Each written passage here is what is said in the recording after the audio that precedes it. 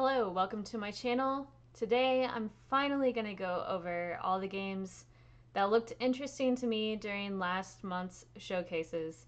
I know I've been meaning to do this for a while and I just now got around to it, so I have 75 games that I wrote down, but since then I have played some of the demos to some of them and they didn't hit as high for me, so I'm going to kind of narrow it down a little bit. So hopefully this doesn't go on too long.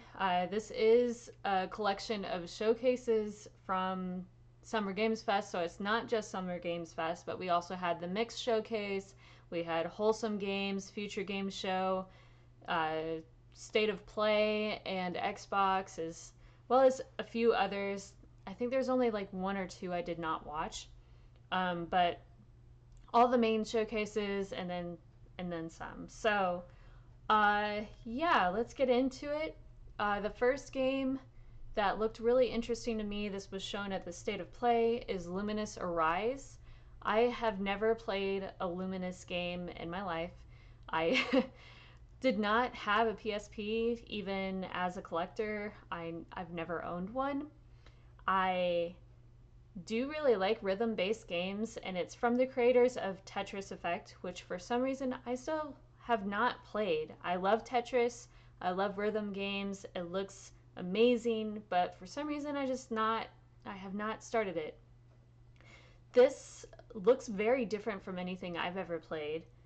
I'm not really entirely sure on how it plays exactly from the videos. It looks a little chaotic in a way, but I do like these types of games, and it kind of reminds me kind of like Child of Eden in a way. That was a hidden gem on the 360 as well, that I think a lot of people do not talk about.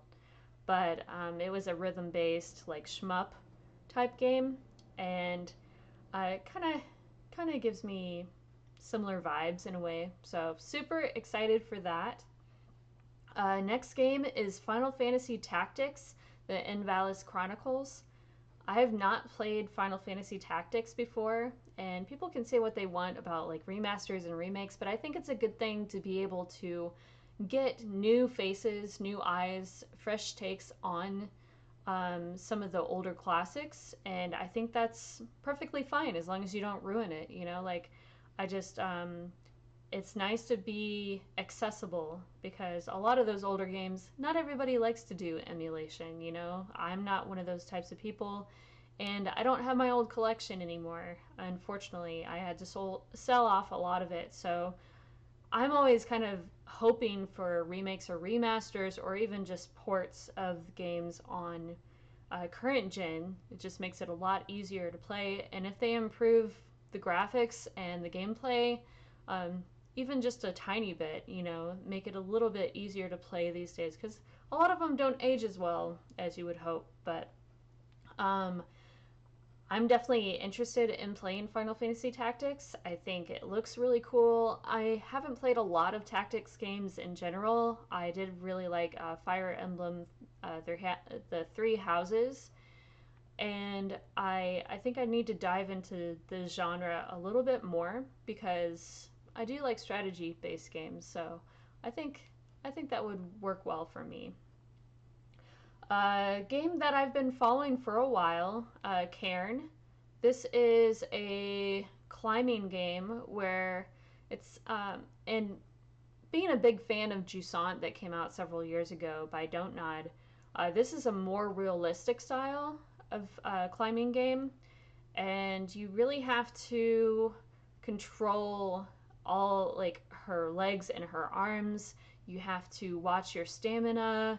You also have to kind of replenish your stamina and your health and everything at camp when you finally get to a resting space. And visually, it's really cool looking, and I really enjoyed the demo. So I think this one's going to be a good game. So definitely look out for that one. Next game, it's just DLC, but Astro Bot. I love Astro Bot, and I think the DLC is coming out this month. But Astro Bot was my game of the year last year. I love 3D platformers. I eat them up just like crazy. That's what I grew up on. That's like my most nostalgic genre. And it still hits for me. I love everything about 3D platformers. This one also had a lot of games that were kind of shown that have been kind of thrown to the side, you know, that Sony doesn't do anything for anymore. So kind of gave me a little bit of hope, and I hope that kind of like Sony looks into this and like let's revive some of these older games, you know, because people still love them. They still have nostalgia for them. And I just, you know, I really appreciate the devs for continuously bringing us more content. And while it's, you know, they're dropping a lot of the challenge levels, which I would prefer a little more of. It's kind of like the standard, just regular open platforming levels, or even the ones that are based off of other games where you kind of, you know, play as another character. I think I would like a little more of those than the challenge levels and the speed runs. But I'm super looking forward to more. I'm just give me Astro Bot, more Astro Bot. I don't care. Sword of the Sea is a new game from Giant Squid. This is the team behind Abzu and Journey. Journey is kind of like one of those games that kind of kicked off the big indie game craze.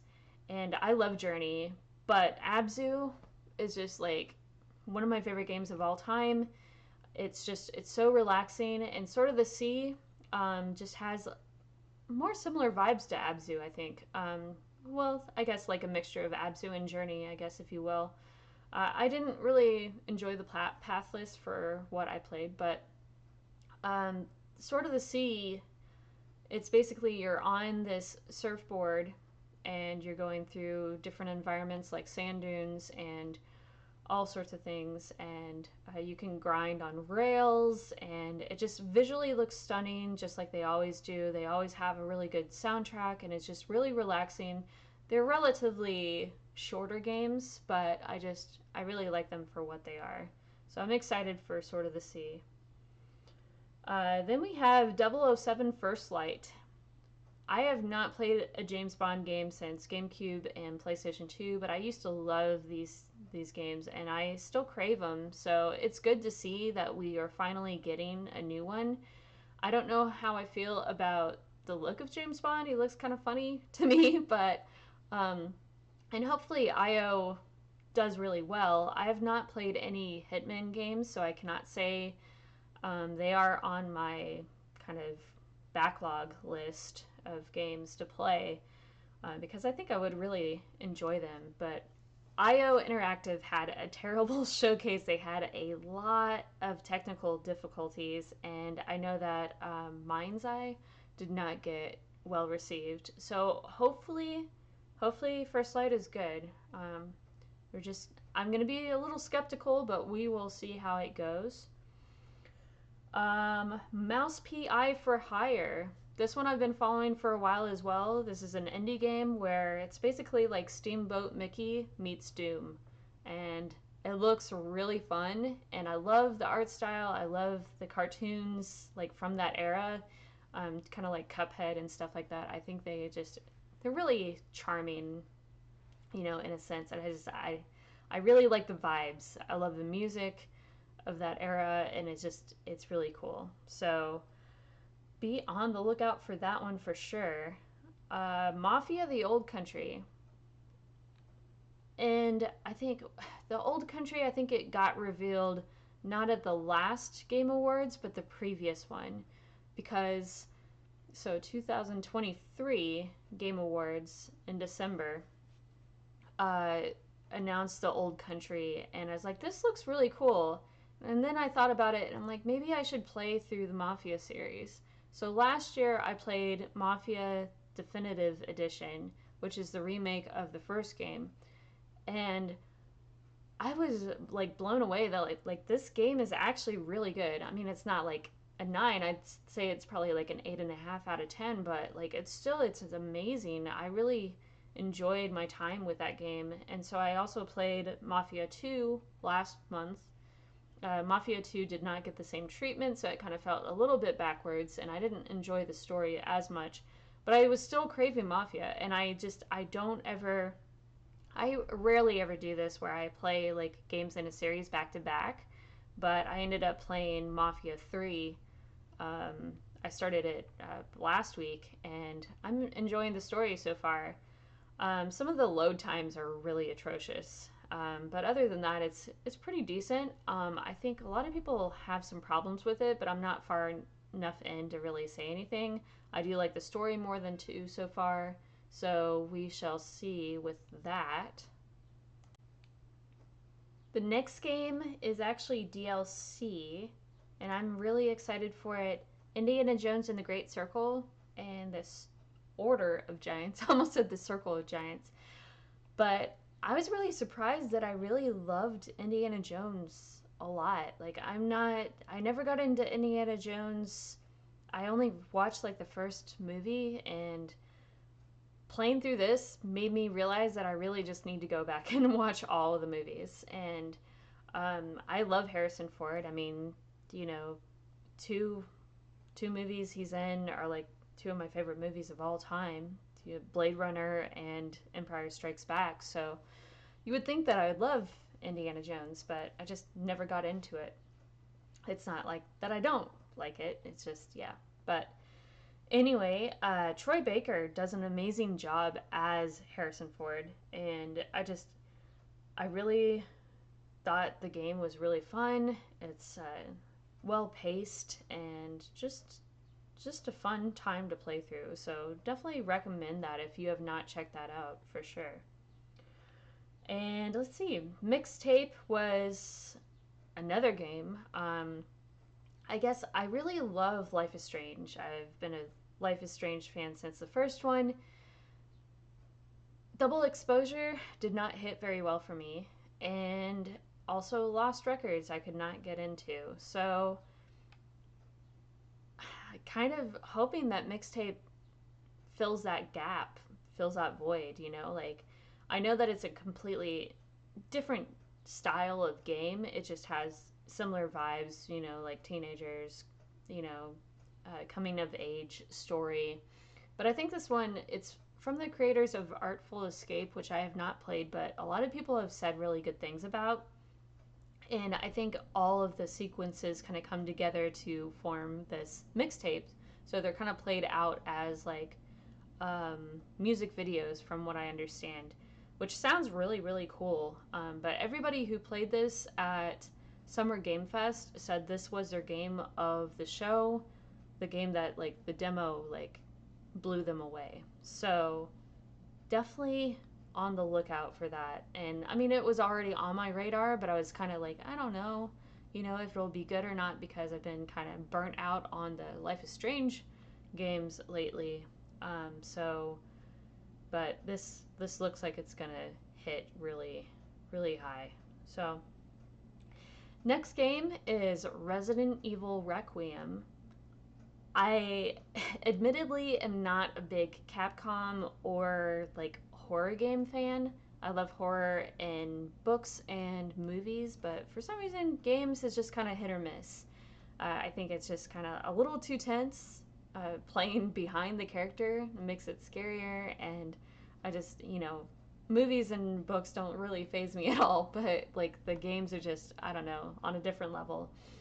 But I can do some Resident Evil. I really liked 4 back in the day, and I have not played the remake. And I really liked 7 from what I played, but I've never finished one.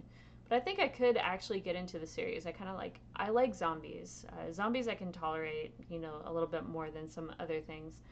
But it looks really good. So yeah, I did not, you know, play any of 8 at all, but I think I'm gonna look into this when that comes out. Moonlighter 2: The Endless Vault. The first Moonlighter I picked up while I was on vacation. I was like at a GameStop, and I was like, this looks really neat. And I read the synopsis, and I was like, this sounds like it's for me. So it's basically just like a dungeon crawler roguelite. It's the first roguelite I've ever played, and kind of like got me into the genre. But you go dungeon crawling by night, and all the loot that you bring back you can set up in your shop and sell, and then you use the money to like do upgrades to your town and stuff.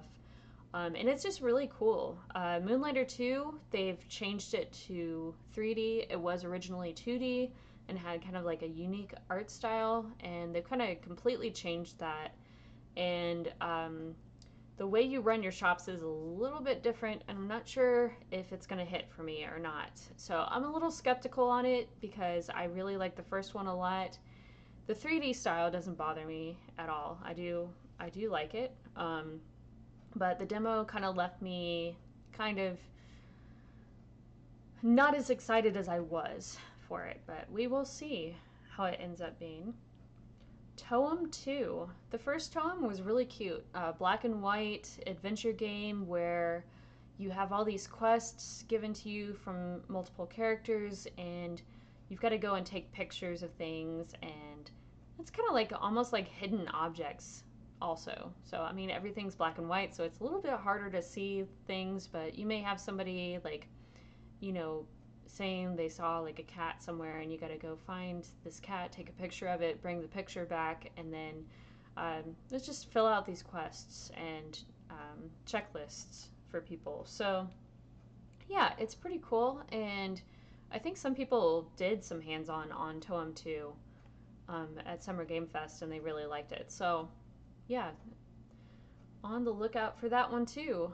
And Is This Seat Taken? This is a demo that I played a while back ago, but it's really cool. It's a little logic puzzle game where you have all these little characters, and you'll have like seating arrangements in different scenarios, like on a bus or in a movie theater. And they all have different wants and needs. So some of these characters will some of them will not want to sit next to somebody who smells. Some of them will like to have like an extra space between them. Some of them want to sit next to somebody with popcorn so they can steal the popcorn. So you pretty much just have to arrange everybody accordingly, and then make it to where everybody is sitting where they want to sit. And it's really cute, really cute. Paralives. This one I've been following for a while. This is a Sims-like game, and it has a unique art style. I think there's a lot more, I guess, kind of like drama involved in the game. So deeper relationships than just, you know, like what you're used to with The Sims. And it just looks really cool. I really like the visuals. And I'm glad to see that this is still pulling through, because there was another game, I cannot remember what it was called, but it got canceled a while back. That was a Sims-like. So I'm glad to see more of these, because I kind of miss the style of what Sims used to be. I tried playing Sims 4, and I could not get into it. Sims 3 was really good, and I don't know, I haven't liked it since then. Too many like extra add-ons and stuff that they do, so I don't know. Winter Burrow. This one's really cute. This is a kind of like a survival cozy game where you play as a mouse, and it's wintertime, and you go around collecting resources. You do upgrades to your house. You also have to like create sweaters and like make clothing and stuff that's going to help you survive longer outdoors, because once you get to a point where you can get frozen, there's enemies outside that you'll need weapons for and stuff like that. I don't remember, I think you're trying to find somebody in this game, but it also seems like it might have like a sad story to it. But I really like the demo from what I played, and the art style is really unique. Kind of reminds me of Redwall in a way, and I'm a big Redwall fan. I loved Redwall growing up. Definitely would suggest that series. Even today, I think it's it's a little dark for, you know, younger generation. But yeah, next game is Tanuki Pond's Summer. This is where you play as a raccoon and you do various activities, but you're mostly delivering for the post office on a bicycle. And you can do like flips and tricks, and I think there's all these like little mini games and stuff that you can do. And the art style, like some of the cutscenes remind me of like Ghibli style, and it looks unique. So I'm excited for that one. Coffee Talk Tokyo. I was lucky enough to get my hands on like a demo before it went live from the devs or publisher, and I'm really excited for this. I think it's going to be just as good as the first game. I really like the second one as well, but I didn't like it as much as the first. But they've left Seattle and now they're in Tokyo. There's different ingredients and stuff, and I don't really usually like kind of like these narrative, like story simulator games, whatever you call them, visual novels. Yeah, I don't usually like these types of games, but Coffee Talk is an exception for me, just because it's super cozy and you also get to make coffee and tea, and that just, I don't know, it's got really good vibes. It's got like lo-fi beats, same composer as the first two games, and it's also it's got some returning characters in there, even though you're like halfway across the globe. So yeah, I'm excited for that. Funguys Swarm. This is from the same team, Stairway Games, that made Coral Island, which is a great farming sim. I think it's one of the better ones of recent years, and not a lot of people talk about it. But yeah, I'm super excited for Funguys Swarm. This one is completely different. It's not a farming sim. It's like a Vampire Survivor like, but you play as a mushroom, and the environments are very colorful, and it's got some really cool abilities and upgrades. Just it plays exactly like Vampire Survivors. It has really cool environments and stuff, and yeah, I'm looking forward to that for sure. Herdling. This is a game where you play as kind of like this shepherd boy who's uh, keeps finding all these creatures that I guess he keeps rescuing them, but they're kind of like these giant woolly mammoth sized yaks, I guess. And you can name each individual one uniquely, and they all have different patterns, different sizes, different horn shapes. Some of them are little babies, and you've got to guide these. I'm not sure what the destination is if you're just trying to get them all free, and take them to a safe, sacred place. There's no narrative or anything. It's just you guiding all of these as you come across them. And I think there's like enemies and stuff that can kidnap them or kill them. So I feel like it might, be really sad too. But I played the demo, and I think this is gonna hit a lot more than I think people think. So, Eriksholm, The Stolen Dream. This one is coming out this month, and I've been excited for it for a while. It's got some really unique, really impressive cutscenes for an indie game for sure. And I'm not familiar with the developer team, so it's an isometric stealth game where you play as this girl. There's like some sort of virus or disease that's spreading around the city, town, and the government's pretty much keeping everybody inside. No one's allowed to go out. She's sick, and then she gets healed. She wakes up, and her brother has left. He's gone. I think he like ran off or something, and so you try to escape and try to look for your brother, but you have to sneakily kind of go around the city, hide behind crates and stuff, and try to get past all the guards. There's a lot of puzzles and stuff that you come across as well. It's like an isometric style stealth. So it's really unique, and I think it's going to be really good. I liked the demo for it for sure. Little Nemo and the Guardians of Slumberland. In the 90s, I loved Little Nemo, so it was a really cool movie. And Little Nemo, like, I think the story's been around since like the early 1900s. I could be wrong, but it's been around for a long time.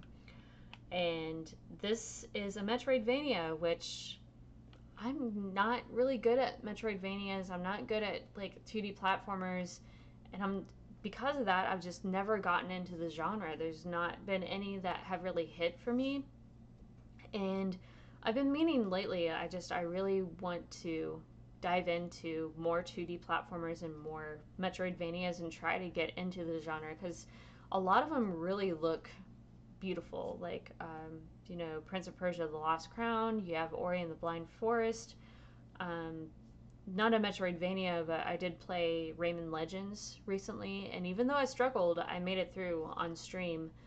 And so it just, it's a 2D platformer. So I I grew up with 3D platformers, so because I started with 64, so I didn't really play a lot of 2D except for when I went over to friends' houses and stuff. So I really want to get into the 2D and Metroidvania style games, but I played the demo for this and it looks so good.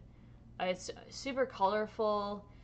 It plays really smoothly. I don't know if it's going to be as hard as typical Metroidvanias, so it may be something that I can actually get into and kind of work my way up with. Um, I really love the style of this, and this was one of the best demos that I played like during the past Next Fest, which I'll do another video on later. I know that's also late, but yeah. Another Metroidvania back to back, Constance looks amazing. This one you play as Constance. She's got like a paintbrush as a weapon, and she can kind of. This one is a lot harder than Little Nemo. This is more like typical Metroidvania, like jump around and avoid enemies and bullet hell and all this. It's just crazy platformer. But like I love the visuals and how smooth it played. I think this is gonna be one of those surprise indie hits of the year because this comes out in November, I believe. But yeah, if you have not looked into Constance and you love Metroidvanias, you really should look into this game because I think it's gonna be kind of a sleeper hit, I think. Next game is Truxton Extreme. This is a shmup, just kind of like, ship, bullet hell, all sorts of destruction coming at all ways, as you're going through the galaxy. I don't know how to explain it, but like, I haven't played a lot of these types of games, but I always really like them, even though they're extremely hard. And I played the demo to this, and it was fun. It was really fun. It's super hard, but you get like power ups and upgrades and stuff as you're going through, and I think it's gonna be a really fun game. Next game is Directive 8020. This is from Supermassive Games, and it's actually part of the Dark Pictures series, which I did not realize until yesterday. So I guess I'm gonna have to go through the Dark Pictures. I really liked Until Dawn a lot. It was like one of my favorite horror games for a while, and then last year I played The Quarry, and I think The Quarry is actually even better than Until Dawn. So I really want to play through all of Supermassive's games, and I know it doesn't really matter necessarily. Like the Dark Pictures anthology doesn't necessarily have an order or structure, and it's just they're connected in a way, but like I know that it's not necessary to play them all in order, but I'm gonna do it anyway. I think some of them are pretty short, so yeah, I'm looking forward to that. It actually releases on my birthday, so this one's in space. So I guess like Dead Space meets Supermassive. I don't know. Supermassive is pushing out a lot of stuff. They've got Little Nightmares 3 also that they're doing in October, so good for them. Hopefully they do well with Little Nightmares 3 because it's not anything like they've ever done before. So, yeah, that team is doing Reanimal instead. Let's see, there's quite a few others that are pretty interesting, but the ones that stood out are the ones I'm going after. Super Meat Boy 3D. I did not play the original, obviously. I'm bad at 2D platformers, so why would I play one that just like is extremely hard? Which I mean, it always looked brutal, but I don't know. I kind of want to play Super Meat Boy the original, but this one's a 3D platformer, and I was like, okay, maybe I can do this. I still like, I'll probably struggle, but 3D platformer, just like a crazy, chaotic world. Things are, I mean, killing you all sorts of ways. It just, I don't know. It looks really fun, and apparently it's not the same developer, but yeah, I'm super into that, and I can't wait for that. That was one of the games that really stood out to me the most during these showcases, because I love 3D platformers. Give me more, please. Clockwork Revolution. I've been looking at this for a while, so I'm super excited for this. Kind of has BioShock Infinite vibes, and I love BioShock Infinite. I love BioShock in general, but Infinite just had this like different style that just kind of like more steampunk. Well, I guess they're all kind of steampunk, but yeah. So this one you can like rewind time and do some like really crazy things. So I think Clockwork Revolution is going to be one to look out for, and hopefully hopefully all these Xbox published games really just make it through, because Xbox is having a lot of trouble right now, and I hope that everybody under them like manages to push through, and I hope they get their head out of their ass. Honestly, like they really need to fix what they're fucking up. But anyway, Aphelion is a Don't Nod game, which is like, I guess you get lost in space, but it's like on this planet that's like all ice and all winter, and you're trying to survive, but it's kind of like looks like it has some climbing and platforming in it. So I do appreciate Don't Nod's like new takes, because I really liked Jusant a lot. So if they can do, kind of stray away from just Life is Strange and do some other things, um, and also just I don't know, it looks really cool. So because it looks like it takes some of the mechanics of Jusant with like the climbing that I saw in the preview. So yeah, I'm excited for this for sure. Kind of went under the radar a little bit, but we'll see. There Are No Ghosts at the Grand. This was another one that was from like I just came out of nowhere, and I don't even know how to process this. It's like Power Wash Simulator. You're like renovating these, I don't know if it's like the whole town, I think, or these like buildings and stuff. There's a bit of like musical in it, like the characters are singing. There's a story. Um, you're trying to rebuild everything with this like power gun that you have. Um, but I don't even know how to explain it. It's just bizarre. It also looks like it has like some detective work in it, and I don't know. Like I think all these people are ghosts, and you're just trying to rebuild the town back so they can all be at peace or something. That's what I get from the trailer anyway. But it looks amazing. I can't wait for that. It looks really cool. Planet of Lana II. I really enjoyed the first one. It's kind of like that Playdead style inside, you know, side scroller, puzzle platformer. You're going through and trying to avoid enemies by like stealth and also like running. You're solving puzzles.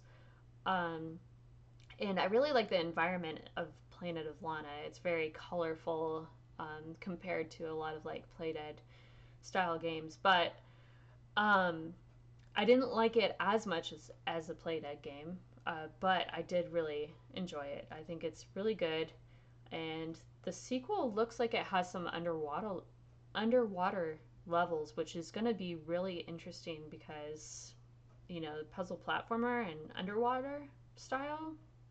That sounds really cool to me.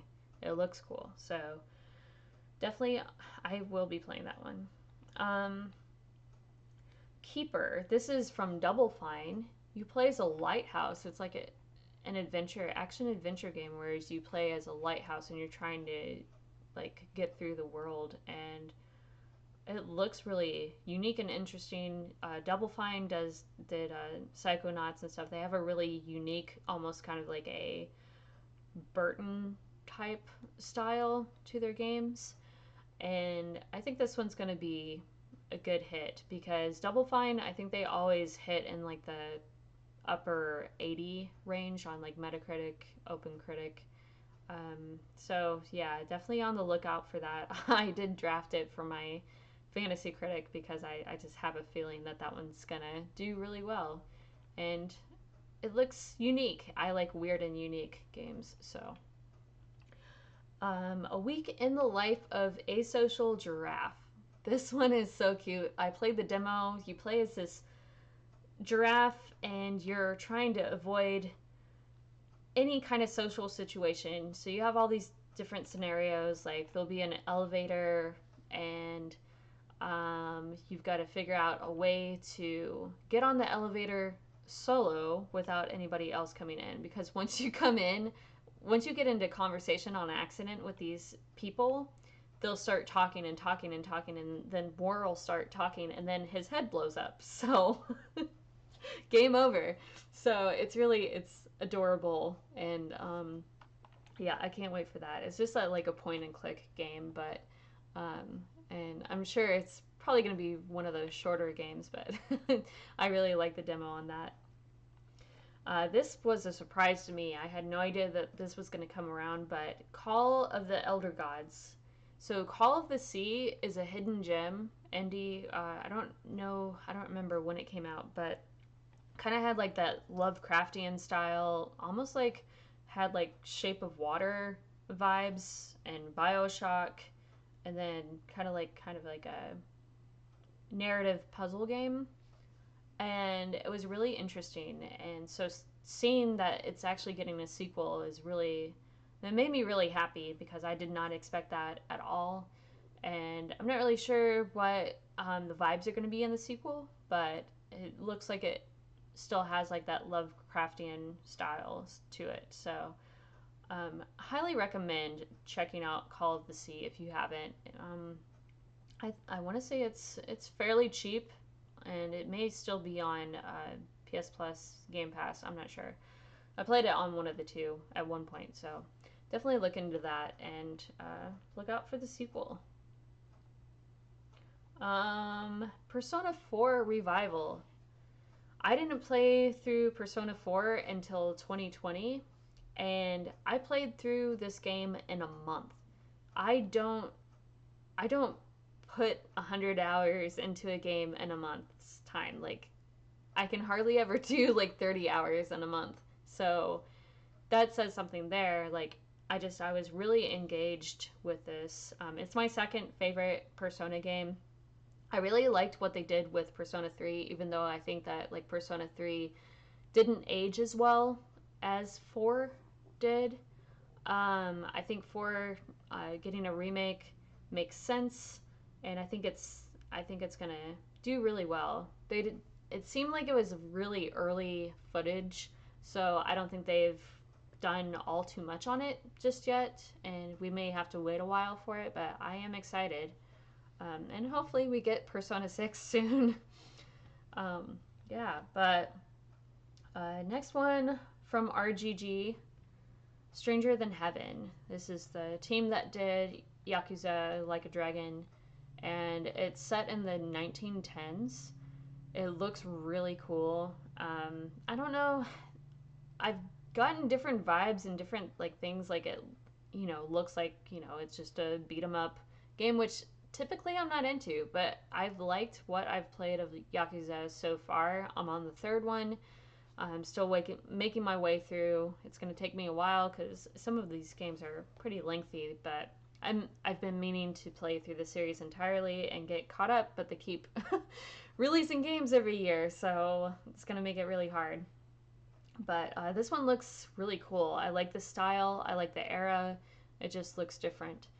And I think it has like some detective stuff to it too. But and then the last game, Ball Pit. This is the only game that Devolver showed at their showcase, which is weird because they have like Baby Steps and like other games. But Ball Pit looks really cool. It's like a survivor roguelike, you know, like Vampire Survivor in a way. But it's like this vertical uh, ball pit. So it's just like this narrow hallway. And all your attacks, projectiles, and stuff, they bounce off the walls, and so do the enemies as well. So it's really chaotic, but it's really unique and really cool. Um, the upgrades and stuff, it can get really intense, but also after you've finished a run, your home base, you can actually, there's like base building mechanics. So it's, I don't know, it's really different. And I think this one's going to hit pretty high. Yeah. But that's it. That's all the games that, I mean, there were others as well, but I mean, these are the ones that most interested me while watching these showcases. So, what did you guys like? I know it's been like over a month, but and there's been more information on some of them since, but there's so many games, so little time. Backlog is ever growing and it's just going to keep growing. So, yeah. Let me know what you guys ended up liking, what you thought of this video, and if you liked it, go ahead and leave me a thumbs up and subscribe if you want. I will see you guys next time.